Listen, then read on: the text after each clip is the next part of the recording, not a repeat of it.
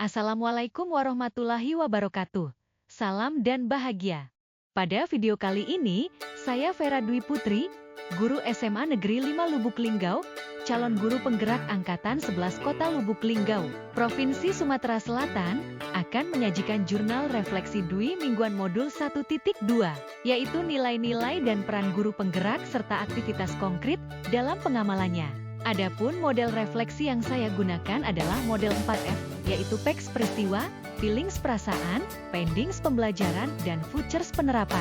Yang pertama, PEX peristiwa, pada hari Selasa 2 Juli 2024, kegiatan pendidikan guru penggerak memasuki modul 1.2.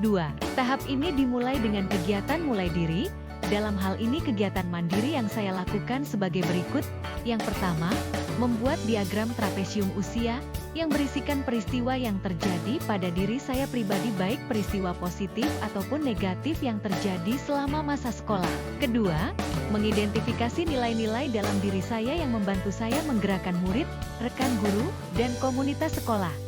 Ketiga, menjelaskan peran yang selama ini saya mainkan dalam menggerakkan murid, rekan guru, dan komunitas sekolah. 2. Eksplorasi konsep. Pada tanggal 3 Juli 2024, kegiatan dilanjutkan dengan melakukan eksplorasi konsep. Hal yang saya lakukan adalah mempelajari secara mandiri materi sebagai berikut. Yang pertama, hubungan antara emosi, kerja otak. 5. Kebutuhan dasar manusia, motivasi intrinsik dan struktur sistemik lingkungan dalam pembentukan nilai-nilai dalam diri seorang. Kedua, makna profil pelajar Pancasila dalam transformasi pendidikan. Ketiga, nilai-nilai dan peran guru penggerak. Keempat, keteladanan dan sistem pembiasaan yang konsisten di suatu lingkungan mempengaruhi penumbuhan nilai-nilai dalam diri seseorang. Dan yang kelima, makna pemimpin pembelajaran di sekolahnya masing-masing. Tidak, ruang kolaborasi. Pada tahap ini, saya berdiskusi bersama teman-teman kelas 1192 dalam ruang kolaborasi melalui Gmeet yang difasilitasi oleh Bapak Andri Prasetyo Eskom, selaku fasilitator kelas.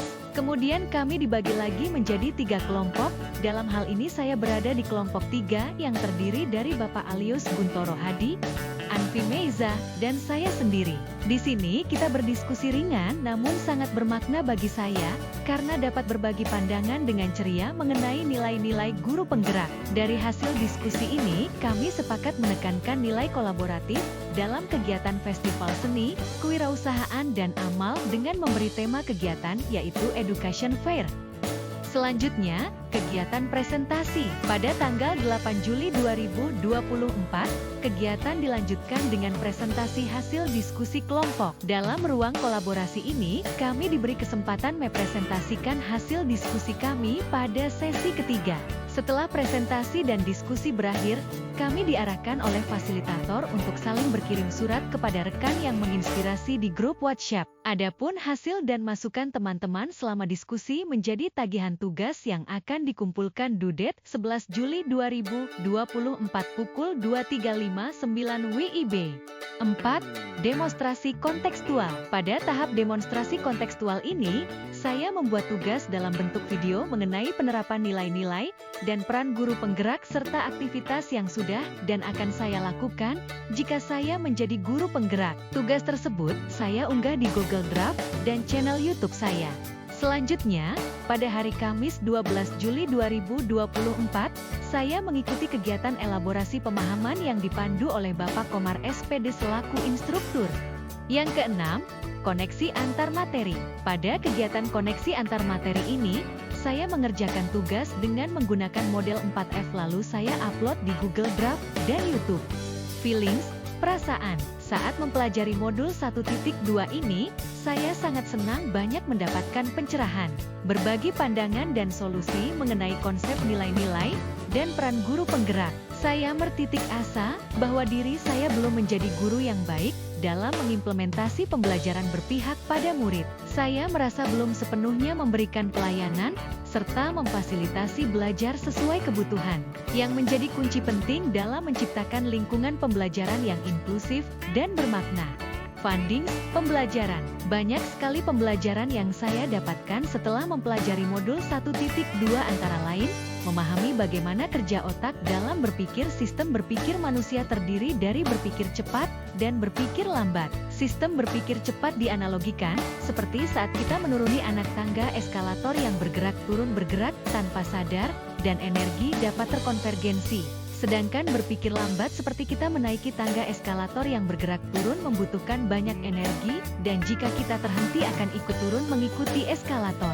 Teori gunung es. Hal ini berkaitan dengan bagaimana cara kita menilai karakter orang lain. Kita tidak dapat hanya menilai dari tampilannya saja, namun juga seperti bongkahan es di mana bagian bawahnya masih ada yang tak terlihat. Lingkungan sangat berpengaruh terhadap pembentukan karakter anak, karena karakter dibentuk melalui pembiasaan yang berkelanjutan dan konsisten. Memahami nilai-nilai yang harus dimiliki guru penggerak seperti berpihak pada murid, kolaboratif, mandiri, inovatif, dan reflektif. Selain itu, peran guru penggerak yang harus dimiliki seperti pemimpin pembelajaran, coach, bagi guru lain, mendorong kolaborasi student agensi, dan menggerakkan komunitas praktisi. Futures, penerapan. Setelah mempelajari dan memahami modul 1.2 terkait nilai-nilai dan peran guru penggerak, kegiatan yang akan saya lakukan secara berkelanjutan antara lain: pengenalan keunikan individu, memahami bahwa setiap murid memiliki kekuatan, kelemahan, minat, dan gaya belajar yang berbeda. Menciptakan lingkungan belajar yang aman dan mendukung. Sebagai guru, saya bertanggung jawab untuk menciptakan atmosfer kelas yang positif, inklusif, dan mendukung. Memastikan bahwa setiap murid merasa diterima dan dihargai dalam lingkungan belajar mereka.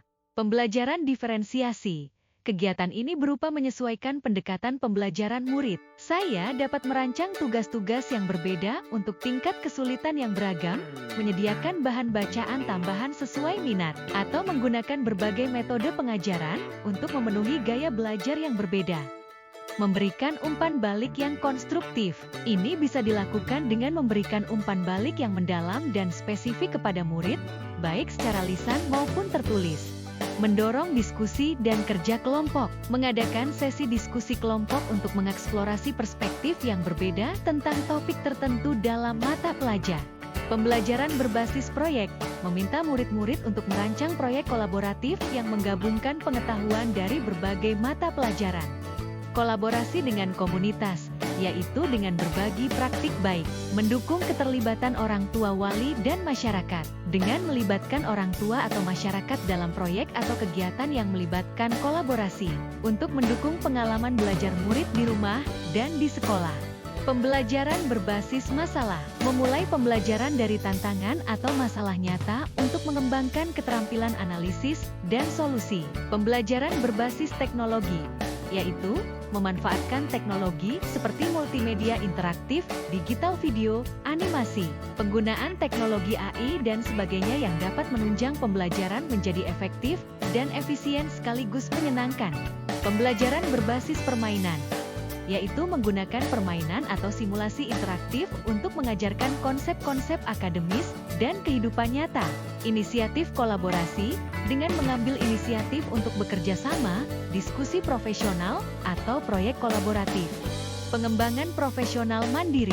Secara mandiri mencari kesempatan untuk mengikuti pelatihan, seminar, atau workshop yang relevan dalam pengembangan diri. Mengelola kehidupan kelas. Mengelola kegiatan sehari-hari di kelas, termasuk administrasi, disiplin siswa, dan komunikasi dengan orang tua. Membuat jurnal refleksi.